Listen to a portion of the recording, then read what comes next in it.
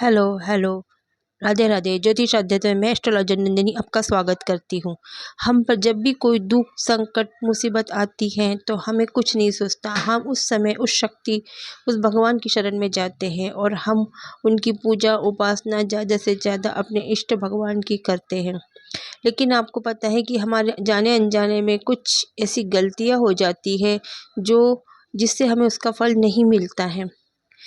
भगवान तो श्रद्धा और प्यार के भूखे हैं, ऐसा तो कहा जाता है, लेकिन कुछ हम जाने अनजाने में कुछ गलतियां कर बैठते हैं और हम सोचते हैं कि हमने इतनी पूजा करने के बाद भी हमें उसका फल क्यों नहीं मिल रहा है।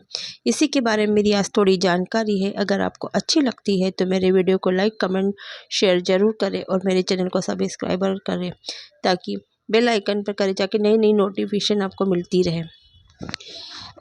आसन, जो आसन अनिवार्य होता है, पहला नियम है कि आसन, जिस आसन पर हम बैठकर पूजा करते हैं, तो आसन में अनिवार्य किसी भी देवी देवता भगवान की पूजा करने से पहले स्नान किया जाता है। हमें शुद्ध होकर ही पूजा करना चाहिए। स्नान के पश्चात शांत मन से भगवान के सामने आसन पर बैठना है। और कुछ लोग पूजा करते समय ज़मीन पर ही बैठ जाते हैं, जो कि गलत है। पूजा करते समय कभी भी ज़मीन पर आपको नहीं बैठना है। जिस तरह अपने भगवान के बैठने के लिए आसन दिया है, वैसे आपको भी अपने ठीक उसी प्रकार स्वयं भी आसन पर ही बैठना है। और शास्त्रों में कंबल और कुश के आसन को बहुत शुद्ध माना जाता है। यह पूजा में उपयोग करना चाहिए। ऊन का आसन। और सर्वप्रथम हमें गणपति जी की आराधना करनी है, क्योंकि देवी देवताओं में सबसे पहले गणपति जी को सर्वप्रथम पूजा करते, वही पूजा हमें अपने भगवान इष्ट तक पहुंचाते हैं। किसी भी हवन या शुभ कार्य की शुरुआत हमें भगवान गणेश जी की ही प्रणाम करके पूजा आरंभ करना चाहिए, तभी हमें उसका फल मिलेगा। कहा जाता है कि भगवान गणेश को प्रणाम किए बिना पूजा करने से फल की प्राप्ति आपको कभी भी नहीं होगी। इसलिए हमें इन छोटी छोटी बातों को ध्यान रखना चाहिए।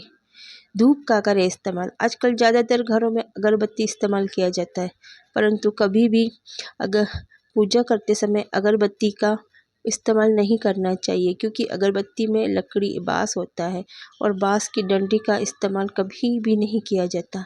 हमारे हिंदू शास्त्रों में पूजा में बाँस का इस्तेमाल वर्जित माना गया है। इसलिए हमेशा पूजा में धूप का इस्तेमाल करें। धूप जो अगरबत्ती आती है वो लगाएं। चौथा है कि दीपक जलाना है, क्योंकि दीपक जलाना अग्नि को साक्षी मान के ही हम लोगों को पूजा का प्रारंभ करना चाहिए। सिर्फ धूप जलाते हैं, लेकिन ये गलत है। किसी भी देवी देवता की पूजा करने से पहले दीपक जलाना अनिवार्य माना जाता है।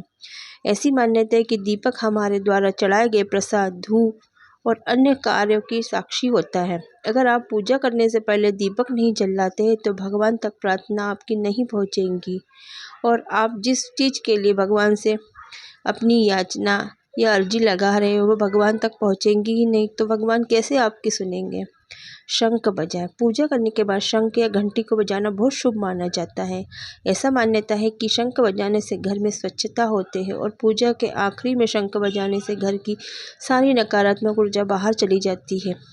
अगर आपको यह जानकारी अच्छी लगी तो शेयर करें और इस तरह अन्य वीडियो को सुनने और हमारे चैनल को सब्सक्राइब करें।